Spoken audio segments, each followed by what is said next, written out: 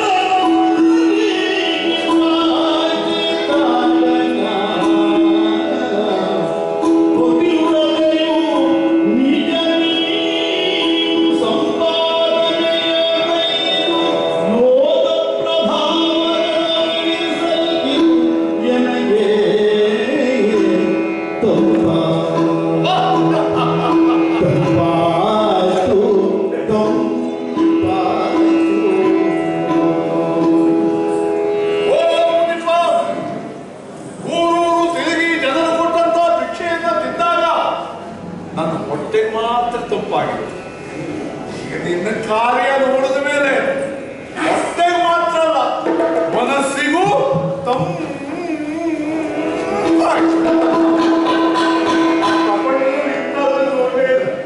ಯಾವ ಪರಂಪರೆಯನ್ನು ಜೋಡಿ ಇಲ್ಲ. ಲೋಕೋತ್ತರ ವ್ಯಕ್ತಿ ನೀನು ಮನೆ ಬಂದು ಮಾಡುವ ಕೆಲಸ ಇರ್ತದೆ ಹೇಳ್ತೀನಿ ಕೊಡಿ ಈ ದೊಡ್ಡವರೆಲ್ಲ ಮಾಡೋದು ಹಾಗೆ ಮನೆ ಹೋದ್ರೂ ಆಶ್ಚರ್ಯ ಅಲ್ಲ ಎಷ್ಟು ಹೊಳೆದರೂ ಆಕೆ ಕಂಪನಗೊಳ್ಳುವುದಿಲ್ಲ ಯಾವ ಭಾವಕ್ಕೂ ಒಳಗಾಗುವುದಿಲ್ಲ. ಯಾಕೆ ಗೊತ್ತಾಯ್ತು ಔಷಧಿ ಹೊಡೆದು ಅವಳಿಗೆ ಜಿಡ್ಡುಗಟ್ಟು ಹೋಗಿದೆ. ಪ್ರತಿ ದಿವಸ ಬಂದಾಗ ಹೊಡೆಯುವುದು ಹಾಗಾಗಿ ಅವಳಿಗೆ ಏನು ಆಗುವುದಿಲ್ಲ. ನಾನು ಕೇಳಿದಂತಹ ವಿಷಯನೇ ಸಾಮಾನ್ಯರಲ್ಲ. ಮನಸ್ಸು ಮಾಡಿದರೆ ಸಪ್ತ ಶರದಿಯನ್ನು ಕುಡಿದು ಮತ್ತೆ ಬಂದಿರಿ, ಏಳುತ್ತಿರುವ ಪರ್ವತವನ್ನು ತಡೆ ಬಂದಿರಿ, ಸೂರ್ಯಚಂದ್ರನ ಚಲನೆಯನ್ನೇ ನಿಲ್ಲಿಸ ಬಂದಿರಿ. ಆದರೆ ಹೆಂಡತಿ ಮಾತು ಕೇಳಿಸ್ಲಿಕ್ಕೆ ಮಾತ್ರ ಆಗುದಿಲ್ಲ.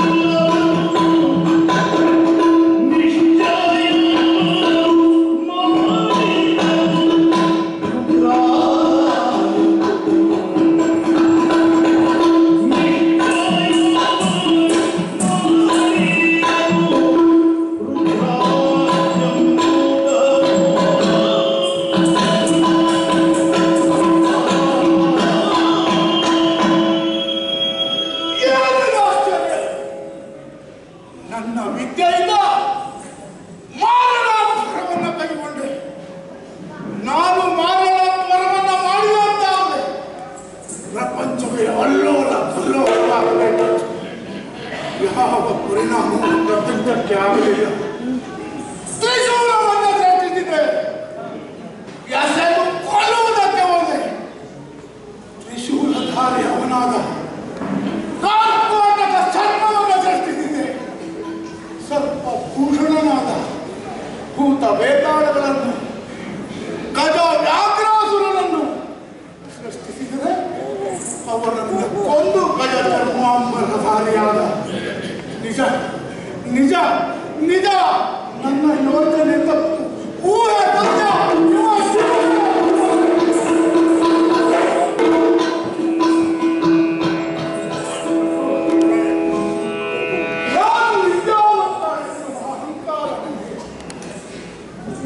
ವಿನಯವನ್ನು ಕೊಡಬೇಕಿತ್ತು, ಆದರೆ ಅಹಂಕಾರವನ್ನು ಬಿಟ್ಟಿತ್ತು. ನನ್ನಲ್ಲಿರುವ ವಿದ್ಯೆಯಿಂದ ಏನನ್ನು ಸಾಧಿಸಬಲ್ಲೆ? ತ್ರಿಮೂರ್ತಿಗಳಿಗೆ ವಿರುದ್ಧವಾಗಿ ಅದು ಏನನ್ನು ಜಯಿಸಬಲ್ಲೆ ಎನ್ನುವ ಅಹಂಕಾರ. ಪ್ರಪಂಚದಲ್ಲಿ ನನ್ನಷ್ಟು ತಿಳಿದವರಿಲ್ಲ ಎನ್ನುವ ವಿಚಾರ. ಅದಕ್ಕೆ ಹೇಳ್ತಾರೆ, ಪ್ರಪಂಚದಲ್ಲಿ ಯಾವತ್ತೂ ಮನಸ್ಸಿನ ಅಣತಿಯಂತೆ ನಡೆಯಬಾರದು, ಬುದ್ಧಿಯ ಅಣತಿಯಂತೆ ನಡೆಯಬೇಕು. ನಾನು ಬುದ್ಧಿ ಮಾಂದ್ಯದಂತೆ ವರ್ತಿಸಿದೆ. ನನ್ನ ಕಣಿತರುವುದಕ್ಕೆ ಜ್ಞಾನೇಶ್ವರನಾದ ನೀನೇ ಬರಬೇಕಾಗಿ. ಮಹೋಗ್ರ ತಪ್ಪೋ ನೀತಿಯಲ್ಲಿ ಗಳಿಸಿದ ಪುಣ್ಯದಿಂದ ಏನನ್ನೂ ಮಾಡುವ ಸಾಮರ್ಥ್ಯ ಅದು ಒಂದೇ. 6 ಅಂತ ನಮ್ಮದು, 7ನೇದು ದೈವಿಕ. ನೋಡು, ನಿನ್ನಿಂದ ನನಗಾದದ್ದೇನು? ನಿರಾಯುಧನಾಗಿ ಹೊರಟದ ಒಂದು ಆಯುಧ ಸಿಕ್ಕಿತು, ನಿರಾಭರಣನಾದ ಒಂದು ಆಭರಣ ಸಿಕ್ಕಿತು, ದಿಗಂಬರನಾಗಿ ಹೊರಟಂತಾದ ಒಂದು ಬಟ್ಟೆ ಸಿಕ್ಕಿತು. ಒಂಟಿಯಾಗಿ ಹೊರಟ ನನಗೆ ಆ ಭೂತ ಪ್ರೇತಗಳ ಒಂದು ಮೇಳ ಸಿಕ್ಕಿತು. ಹಾಗಾದ್ರೆ ದೇವರ ವಿರುದ್ಧ ಏನೇ ಮಾಡೋದು ನಡೆಯುವುದಿಲ್ಲ ಎಂಬುದಾಯಿತು. ನಿನ್ನ ಹೆಂಡತಿ ಮುದೆ ವ್ಯಭಿಚಾರಿ ಭಾವಿಸಬೇಕು. ಶುಭಂಕರನಾದ ಶಂಕರ ಅಮಂಗಳ ಕಾರ್ಯವನ್ನು ಯಾವತ್ತೂ ಮಾಡಲಾರ. ಅವಳು ಪತಿವ್ರತೆ, ಅವಳನ್ನು ಕೂಡಿಕೊಂಡು ಸಾಧಿಸಿದ ಪುಣ್ಯವನ್ನ ಲೋಕದಲ್ಲಿ ನಿಜವಾಗಿ ನಾನು ಕೂಡ ಪತಿವ್ರತೆ. ನಾನು ಹೇಳಿದ್ದೇ ರೀತಿಯಲ್ಲಿ ವ್ಯವಹರಿಸಬೇಕು. ನಾನು ಹೇಳಿದ್ದೇ ಈ ರೀತಿಯ ಪೌಣ್ಯ ನನ್ನನ್ನು ಆವರಿಸಿತ್ತು. ನಿಜವಾಗಿ ನಾನು ಹೇಳಿದ್ದು ಯಾವುದೂ ಸತ್ಯ ಅಲ್ಲ, ಅದರಾಚೆಯ ಪರಮ ಸತ್ಯ ಬೇರೆದೆ ಎನ್ನುವುದು ನಿನ್ನ ದಿವ್ಯ ದರ್ಶನವಾದಾಗ ನನಗೆ ಅರ್ಥ ಆಯಿತು. ಆದ್ದರಿಂದಾಗಲೇ ನಿನ್ನದಾದಂತಹ ಪ್ರಭಾವಕ್ಕೆ ಒಳಪಟ್ಟು ನಿನ್ನಿಂದ ಆಕರ್ಷಿತನಾದ ಸ್ವಾಮಿ. ಇನ್ನೊಂದು ಈ ಲೌಕ್ಯ, ಈ ಅಹಂಕಾರ ನಮ್ಮನ್ನು ಬಾಧಿಸದ ಹಾಗೆ ಸದಾ ಸರ್ವದಾ ನಿನ್ನ ಅನುಗ್ರಹ ಇರಲಿ ಎಂದು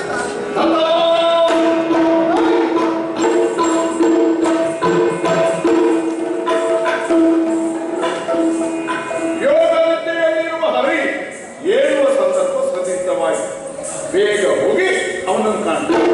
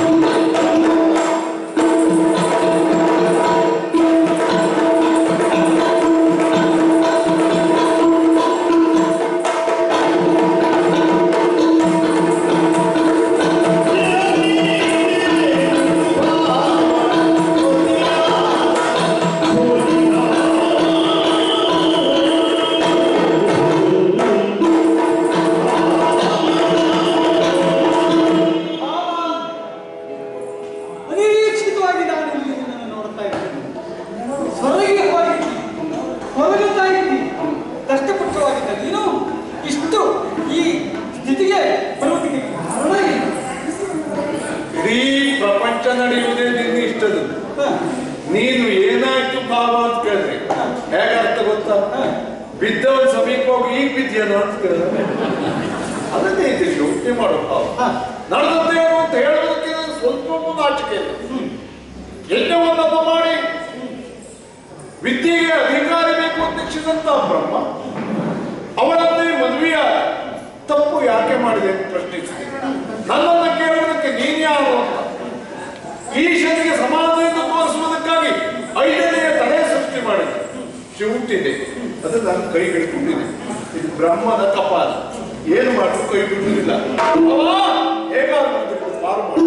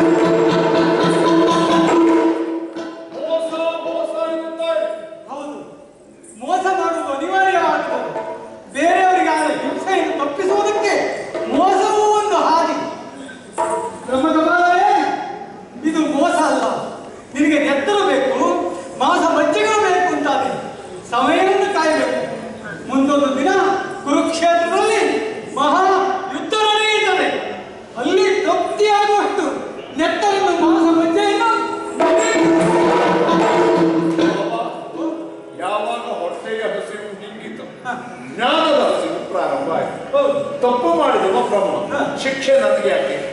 ಕಾರಣ ಇಷ್ಟೇ, ಈ ಲೋಕ ನಡೆಯಬೇಕು ಅಂತಾದ್ರೆ ರಜೋಗುಣವು ಸತ್ವಗುಣವು ತಮೋಗುಣವು ಸಮಾನವಾಗಿ ನಡೆಯಬೇಕು. ರಜೋಗುಣೋಪೇತನಾದ ಬ್ರಹ್ಮದೇವನು, ತಮೋಗುಣೋಪೇತನಾದ ನೀನು ಮಾಯೆಗೆ ಒಳಗಾಗಿ ಅಹಂಕಾರಕ್ಕೆ ಒಳಗಾಗಿ ತ್ರಿಮೂರ್ತಿಗಳೆಲ್ಲ ನಮ್ಗಿಬ್ಬರಿಗೆ ಅಹಂಕಾರ ನೀನ್ ಯಾಕೆ ತಪ್ಪಿಸ್ಕೊಂಡೆ ಅಂತ ಸಂದರ್ಭವನ್ನು ನಾನು ಯೋಗ ನಿದ್ರೆಯನ್ನು ಆಚರಿಸುತ್ತೇನೆ. ನೀವು ಹಾಗಲ್ಲ, ಅದರಲ್ಲಿ ಲೀನವಾಗುತ್ತೀರಿ. ಆ ಮೂಲಕವಾಗಿ ನೀವು ಈ ರೀತಿಯಾಗಿ ಅನುಭವಿಸುವಂತಾಯಿತು. ಅವನೇನು ಕಡಿಮೆ ನೋವನ್ನು ಅನುಭವಿಸಲಿಲ್ಲ ಒಂದೇ ಇಲ್ಲ. ನೀನು ಯೋಚನೆ ಮಾಡಿ, ಜ್ಞಾನ ಹಾಗೂ ಕ್ರಿಯೆ ಈ ಲೋಕದಲ್ಲಿ ಎರಡು ಒಟ್ಟಾಗಿ ನಡೆಯಬೇಕು. ಜ್ಞಾನ ಇದ್ರೂ ಸಾಕು, ಅದು ಕ್ರಿಯಾರೂಪವಾಗಿ ಇರಬೇಕು. ಬರೇ ಕ್ರಿಯೆ ಇದ್ರೂ ಸಾಕು, ಅದಕ್ಕೆ ಜ್ಞಾನದ ಲೇಪ ಬೇಕಾಗುತ್ತದೆ. ಸರಸ್ವತಿ ಅಥವಾ ಶಾರದೆ ಎಂಬುದು ಜ್ಞಾನ ಅಂದರೆ, ಬ್ರಹ್ಮ ಅಂದರೆ ಕ್ರಿಯೆ. ಈ ಕ್ರಿಯೆ ಹಾಗೂ ಜ್ಞಾನ ಒಟ್ಟಾಗುವುದರ ಸಂಕೇತವೇ ಬ್ರಹ್ಮಶಾರದೆ. ಈ ಲೋಕದಲ್ಲಿ ಎಲ್ಲವೂ ಒಂದೇ ಆದ್ರಿಂದ, ಆ ಒಂದರಿಂದಲೇ ನಾವು ಹುಟ್ಟಿ ಬಂದವರಾದ್ರಿಂದ ಈ ನಮ್ಮಲ್ಲಿ ತಂದೆ ಮಗಳ ಎಂಬ ಭಾವ ಇರುವುದಿಲ್ಲ. ಈಗ ನಾನು ಏನು ಮಾಡಬೇಕು ಮುಂದೆ? ನಿನ್ನ ಈ ಸ್ಥಿತಿಯನ್ನು ಕಂಡು ನಿನ್ನ ಹೆಂಡತಿ ಪಾರ್ವತಿ ಕಾಶಿ ಕ್ಷೇತ್ರವನ್ನು ಸೇರಿದ್ದಾರೆ. ಅನ್ನಸಂತರ್ಪಣೆಯನ್ನು ಮಾಡ್ತಾ ಇದ್ದಾರೆ. ಅನ್ನಪೂರ್ಣೇಶ್ವರಿ ಎಂಬ ಹೆಸರನ್ನು ಪಡೆಯುತ್ತಾರೆ. ಈ ಲೋಕದಲ್ಲಿ ಉಳಿದವರ ಕೈಯಲ್ಲಿ ಊಟ ಮಾಡಿದ್ರೆ ದೇಹ ಬೆಳೆದಿತ್ತು, ಬೊಜ್ಜು ಬೆಳೆದಿತ್ತು. ಆದರೆ ಪಾರ್ವತಿ ಕೈಯಿಂದ ಉಂಡ್ರೆ ಜ್ಞಾನ ವೈರಾಗ್ಯ ಸಿಕ್ಕ ತಪ್ಪು. ಅದು ಸಿಗುವುದು ಪಾರ್ವತಿಯ ಕೈಯಿಂದ ಮಾತ್ರ.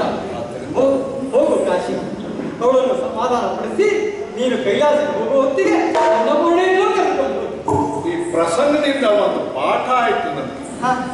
ಯಾರು ಮಗಳನ್ನು ಮದುವೆ ಆಗ್ತಾರೋ ಅವರು ತಲೆ ಹೋಗ್ತಾರೆ, ಯಾರು ಬ್ರಾಹ್ಮಣರ ದ್ವೇಷ ಮಾಡ್ತಾರೋ ಅವ್ರು ಬೇಡಬೇಕಾಗ್ತದೆ. ಇದೊಂದು ಪಾಠ.